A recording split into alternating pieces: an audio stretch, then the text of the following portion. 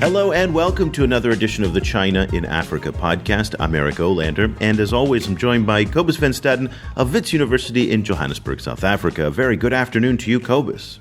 Good afternoon. And a very good morning in Alberta, Canada, where we're going back to talk to Dr. Daouda Cissé, who's a research fellow at the China Institute at the University of Alberta, again in Edmonton, Canada. A very, very good morning to you, Dr. Cissé.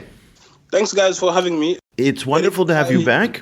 Well, the reason why we called you back on the show, we've had you a couple times, and every time it's been enjoyable. But now, in July, you had a chapter of a book that came out in South Africa called China's Economic Transformation, What Lessons Can Africa Learn? And this is a very interesting topic, in part in the wake of U.S. President Barack Obama's recent visit to Africa, to Kenya and Ethiopia, where a lot of people were talking about the difference between the China model and the U.S. model of economic development. And so this question of what can Africa learn from China, I have to be honest with you, as somebody who studied Chinese economic history for the past 30 years, I'm a little bit skeptical that the Chinese economic model, or even portions of it, can be exported in the way that you suggest in your paper and that others have also suggested. Go ahead and make your case for what lessons you think Africa can learn about China and their economic transformation. Okay. First of all, the Chinese economic development these past decades, has been seen as a positive model of economic growth, not only from the African countries' side, but also, I will say, the entire world. Before China opens up, almost no country was interested in China because the country was closed, and governments saw that this was a backward country. And since the reforms, almost every country or every government today deals with China, and they've seen that the economic development or economic growth can be learned not only in Africa but also elsewhere in the world. But then there is here a question of implementing such model in other places in the world. I think there is no such aspect of taking the entire Chinese economic model to replicate it in African countries. What African countries can do, they can learn from some successes of China's economic development or economic growth. At the same time, we're talking about China's economic success here. We know that there's still challenges that China faces, and those challenges go from economic aspects to socio-political aspects to environmental aspects. The Chinese model of economic development can be learned by African governments through certain ways. For instance, I have mentioned in the chapter that African governments need very strong institutions in order to implement their different policies, but also in order to have coordination between those different institutions. That's one aspect. The other aspect is decision making. For instance, every aspect of China's structural change went through those different institutions, and there was a collaboration and coordination between different ministries, different state bureaus. So, for the case of Africa, I think African governments can also learn about putting in place timely framed plans, for instance, that will enable them to at least assess different programs that they have put in place to see if certain aspects of those programs work or did not work, and how to go to the next step of their economic growth. Another aspect probably that they can learn is how to develop, for instance, the private sector, because in the Chinese case, we've seen that Chinese have managed to develop the private sector, whereby they moved from at least the big state-owned companies to have more private companies. And today, the private companies in China play a bigger role in China's economic development compared to the state-owned companies. They hire more people, they pay more taxes, and they venture overseas more. But everything that you have said, and Cobus, I'd like to get your take on this as well. It's not unique to China. That's a classic development model that, lots of developing countries have pursued, which is, better institutions, better governance, developing the private sector, less state subsidies. What is unique about China that you think can be applied to the African economic model? Well, the uniqueness of China here is that everything, and probably you will also say the same thing again, that, everything is going through, through decisions taken by a government, because I mentioned the political dynamics, for instance, and the economic dynamics that contribute to China's economic development, but also to China's overseas foreign direct investments. The state plays a very important role in Chinese companies' activities, not only within China but also overseas, because they have put in place state political and financial departments which support such economic development. But another thing that we have to take into account is that the Chinese government relies on the economic interests of those companies, which venture overseas, but also contribute heavily in the domestic political economy of the country. I suppose one issue lies in the difference between the lessons we would like African governments to take from China and the lessons African governments are actually taking from China. A very senior South African official recently traveled to China, and he came back saying, it's so amazing in China how they have all these opposition parties, but they all work together with the Central Communist Party in order to strengthen the political system, which is one way of reading how that system works, and an interesting one to for a South African official to take. To which extent do you feel that African governments are really looking at China, or like they're taking good lessons from China? To which extent are they taking worrisome lessons from China? Well, I think when we look at politics, I'm not very convinced that African governments follow, follow the Chinese political model. African countries have been exposed to democracy earlier than the Chinese, and plus the Chinese are not even in that situation. So, but I know that there are some political ties existing there because we have the Chinese Communist Party.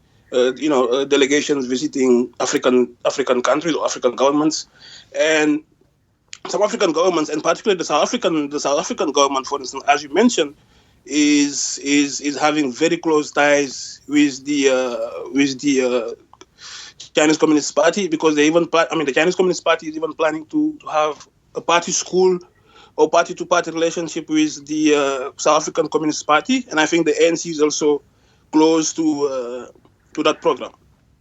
So politically, I think there is not much to learn from the Chinese case, because we're having different political systems here. But then what I've seen so far is that the Chinese economic development, to many African governments or to many African officials, is something positive. But I'm not saying that they are entirely copying or wanting to copy the exact model, because the Chinese model, or the lessons, at least the lessons that the African governments can learn from the Chinese economic success, should only be applicable in the African context. But here's and I think that will make sense to that, because the environment and the context where those models can be applied, can be very different, because and plus in Africa we have different political systems as well. We have dictatorships, we have democracies, and so forth and so on. So I think each country can only use the successes of Chinese economic development into its own context. But be it political or.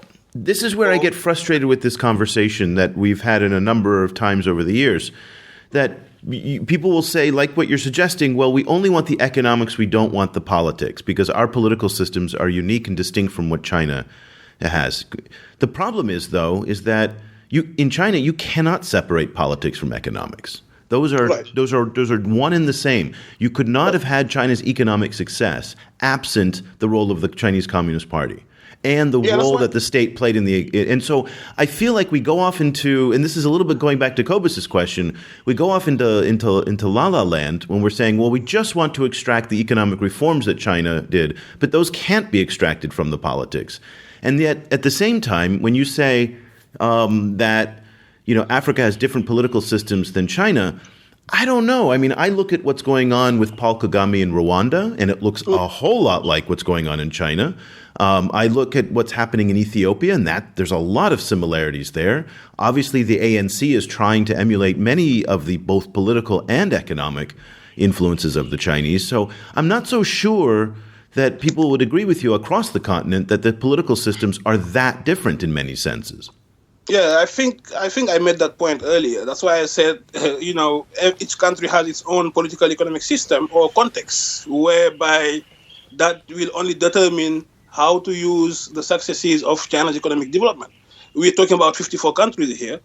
So the countries that you earlier mentioned, like Ethiopia, Rwanda, of course, you can see that they're kind of implementing this, the so-called state developmental model.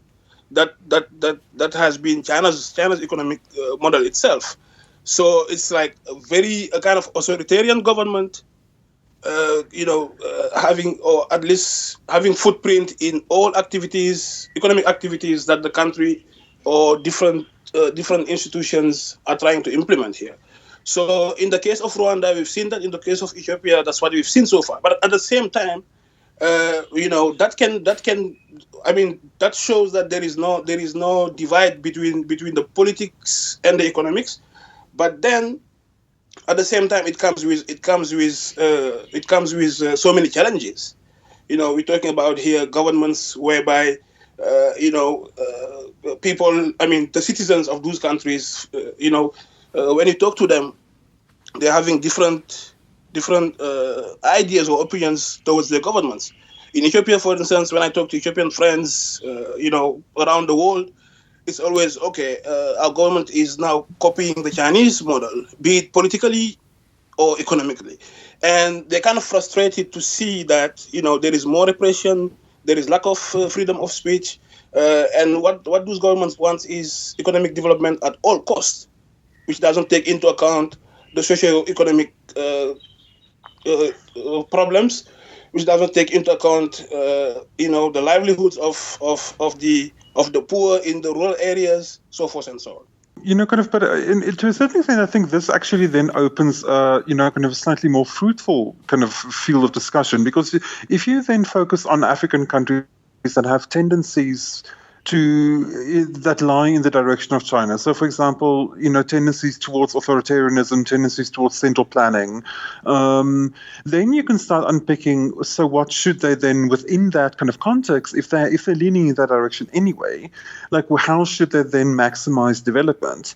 And it's what's interesting. One of the paradoxes of Chinese development for me is that within this very strict, very austere, sometimes quite drab socialist kind of authoritarian model, they managed to develop this incredibly rampant and kind of very, very kind of fast growing capitalism that also grew into consumer capitalism.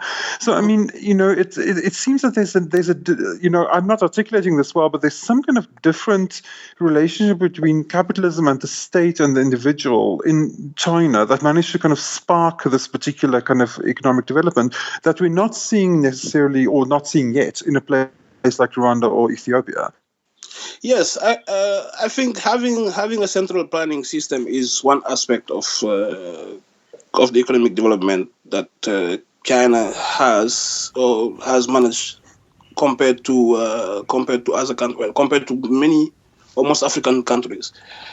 We've seen the central planning aspect in Rwanda, in Ethiopia, yes, but at the same time, as you mentioned, I think there should be an integrated economic system or economic model. Like integrated here, by integrated here, I mean not only following economic development at all costs, because that's what we've seen in the Chinese case, at all costs, meaning that, okay, you only want to focus on macroeconomic development, and then people are still in poverty. There is air pollution all over, and so forth and so on. So I think a correct or a positive economic development or economic success should take into account all those aspects, not only macroeconomic development, but also environmental challenges, socioeconomic challenges, political challenges, and so forth and so on.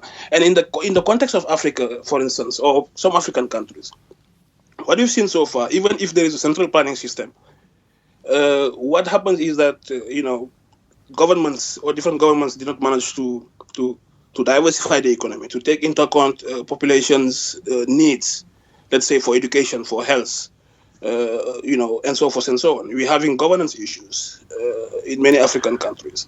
So, but sorry to interrupt you, but I wonder if I sometimes find feel a slight frustration with that kind of way of putting it, because frequently, that articulation seems to indicate that, or to imply that certain African governments trying to do that, trying to have better governance and better more people-centered education, and failed at it, or simply, that in some kind of way that option wasn't open to them, rather than because of certain hegemonies in those societies, they chose on purpose not to do that. That. I think that, there seems to me in certain African countries, and, I'm not an area studies expert about, about particular African societies, but it seems to me in certain African societies there's a certain level of engineered underdevelopment that happens within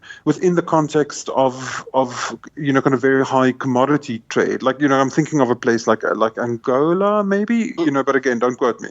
But so am I what I'm trying to articulate is this kind of articulation seems to leave out certain choices that African governments make themselves. Am I wrong? Am I on a completely wrong track there?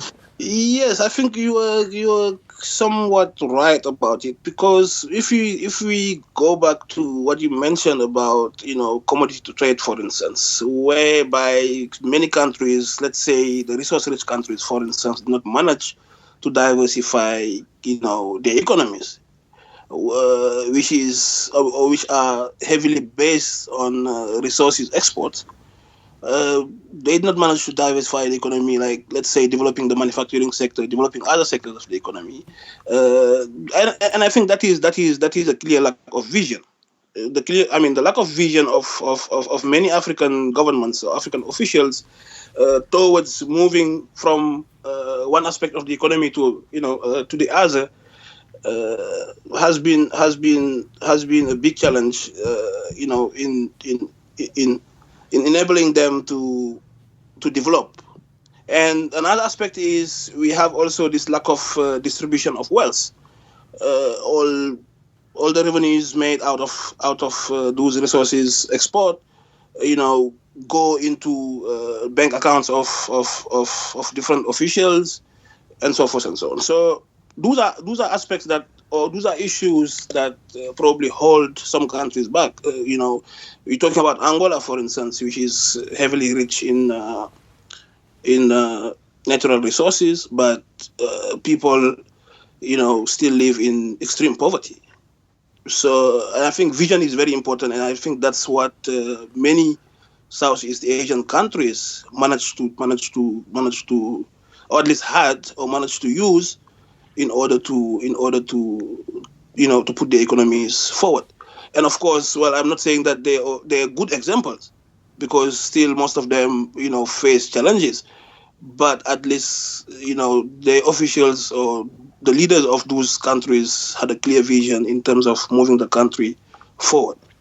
Let me put my idea to you in terms of how I see this, and I'd like to get your feedback on this. So, I'm from the San Francisco Bay Area, and my whole life I've been reading about how the rest of the world wants to copy Silicon Valley.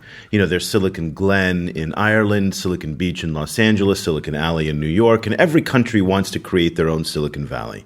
But no one has ever been successful. They've been able to create some technology clusters, but there is something unique about the configuration of the San Francisco Bay Area in terms of the population, the universities that are there, the climate, whatever it is. But it's not been replicable.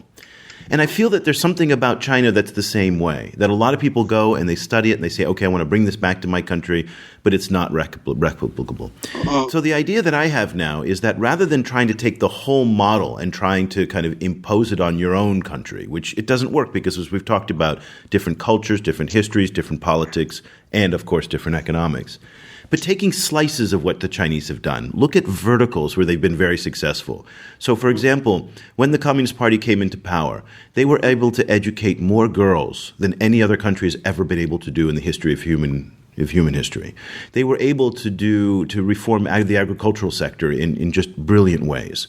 They were able to build an infrastructure that no one's been able to copy.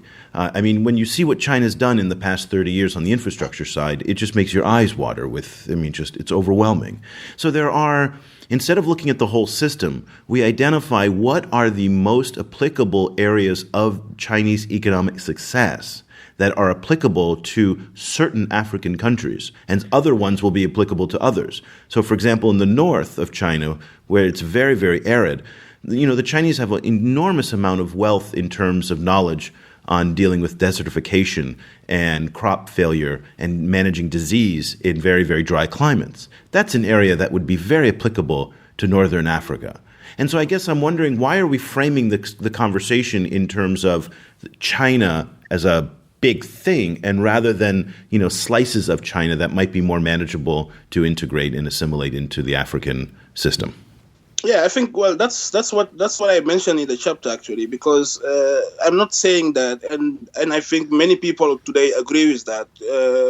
At the beginning, people were very keen, very keen of the Chinese economic model, economic success. It was not only from the African governments. We've seen the World Bank, IMF, the OECD countries pushing for other countries to learn from, China's economic development. That was before the 90s, most of the time, before the 90s and in the 90s, and they stopped because they've seen that it was not something feasible to replicate the entire Chinese model. What I've mentioned in the chapter, and that would be my idea still, is to take aspects that work in the Chinese economic development model to try to use that in other places, because we're talking about learning here, and we can learn successes or learn from failures, not to replicate the same mistakes that the Chinese economy is currently facing. So education basically is one thing that is very important, and I think first of all that should be the basis of moving forward for many African countries, because you're talking about developing something like the Silicon Valley. I think before you jump into IT or whatnot, you should probably first educate your population about that. Put in place feasible infrastructure that will accompany that development. Engineers, and then you link those infrastructure, or at least those industries with educated people to run them and take it from there. So, as I mentioned, each country, depending on what their comparative advantages are, compared to China, for instance, can take lessons from, let's say from agriculture in China, for instance, to replicate certain aspect of the agricultural sector in China into their own country. Education, the same thing. Industrial development, the same aspect. Well, one thing is, we're talking about here 54 countries. I've not visited so many countries in Africa, and I'm not I'm not focusing on so many African countries, for my research here. But for instance, one thing I can tell you is, for instance, in the Senegalese case, maybe the Senegalese government can learn from, let's say, the development of the private sector in China. Private entrepreneurship is not well developed in Senegal. So first of all, what they should do is probably to raise capital, that could allow people to run their own businesses. Because the private sector development in China has contributed a lot into the Chinese economic development today, hiring the biggest part of the population, but also they're the biggest taxpayers, and when it comes to overseas development, they're at the forefront of that development. So, but at the same time, for instance, countries like Ethiopia, for instance, today, I know that they're learning a lot from the Chinese manufacturing sector, for instance, because it's not a resource-rich country. First of all, it's very landlocked. So basically, what the Ethiopian government tried to do or is doing now is to develop the manufacturing sector, capital intensive. But that probably comes with that. That also comes with different challenges.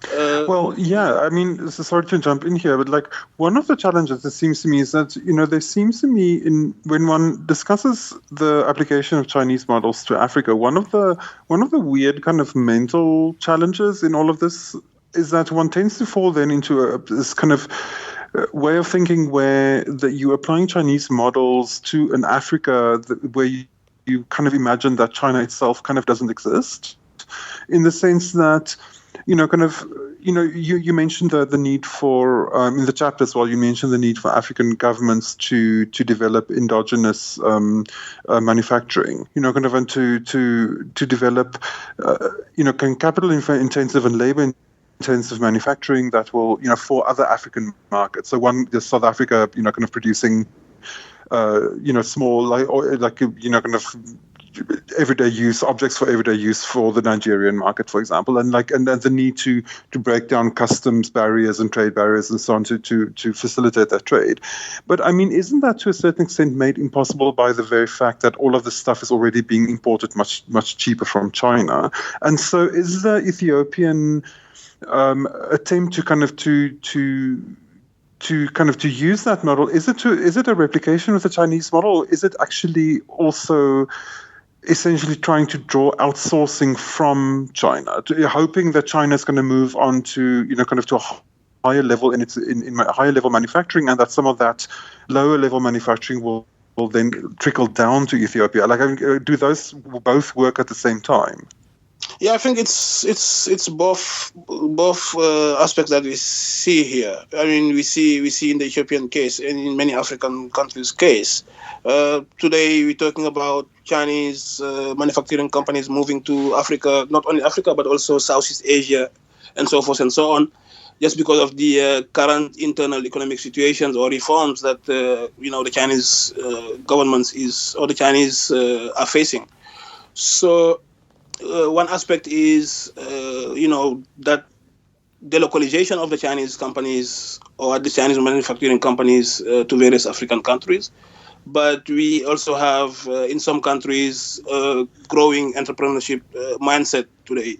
A country like Kenya, for instance, I think is very advanced when it comes to private entrepreneurship. That's at least one example that I can mention. So it's both ways, actually. It's both ways. It's the Chinese manufacturing companies coming, also local people, trying to develop their own businesses in terms of reaching out not only through the continent but also elsewhere. The paper and the chapter in the book is China's Economic Transformation. What lessons can Africa learn? Dauda, where can people read this if they want to? Is it possible? Is it published out there for people to buy? Well, yeah, people can buy the book online, I think, because it was published by Real African Publishers in Johannesburg, South Africa. I've not seen it online yet, but I circulated the chapter through the Chinese in Africa, Africans in China network with Yun Jun Park, and the chapter is also available on my at my institute's website here. And let me just give the name of it just in case people want to search for it. It's The Rise and Decline and Rise of China, Searching for and Organizing Philosophy. Again, published by Real African Publishers. Dauda Cisse is a research fellow at the China Institute of University of Alberta in Edmonton, Canada. Dauda, thank you so much again for joining us on the show. We really appreciate it. Thanks, guys, for having me. Yeah. And Cobus, if people want to follow what you're reading and writing these days, what's the best way for them to stay in touch with you? You will see me on our Facebook page. It's facebook.com/China Africa Project, and we aggregate a 24-hour feed of new China-Africa news items. And I'm also on Twitter at Stadenesque. That's STADENESQUE. And if 24 hours a day of China-Africa news is a little too much for you, which it may very well be, Cobus and I also put together a newsletter every week with just about 5 stories, so that's a little bit more manageable, including a podcast, an academic article, and some of the top headlines of the week. Just go over to our website at ChinaAfricaProject.com. You'll see sign-up bars all over the place there, and you can get that. It goes out every Monday to inboxes everywhere. So we'd love for you to join that newsletter. And of course, if you'd like to follow this podcast, best way to do it, head over to iTunes, just type in China Africa, and we would be so grateful if you could leave us a comment, a review, any kind of feedback, because that helps make it easier for other people to discover the show. So we'll be back again very soon with another edition of the China in Africa podcast. Thank you so much for listening.